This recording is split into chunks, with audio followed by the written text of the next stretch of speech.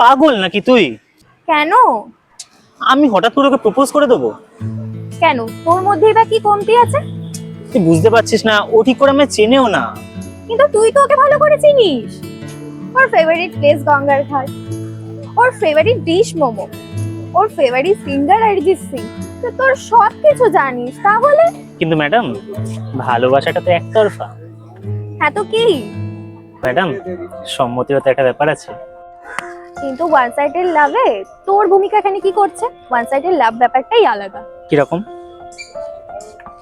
দেখ, one sided লাভ ব্যাপারটা তুই জানিস, সে তোকে ভালোবাসে না, ইনফ্যাক্ট তোকে ঠিক মতো চেনেও না।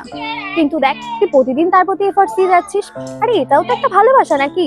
তুই তো এমন ভাবে বলছিস যেন তুই ওয়ান সাইডেড লাভ নিয়ে পিএইচডি করেছিস। আমি সব জানি বৎস। তুই 1 বছর ধরে জিম যাওয়ার ট্রাই করছিস, কিন্তু দেখ 6টা অ্যালার্ম দিয়ে 10টার আগে ঘুমই ভাঙে না। মার্ভেলের এমন কোনো সিরিজ নেই যেটা তোর দেখা নেই।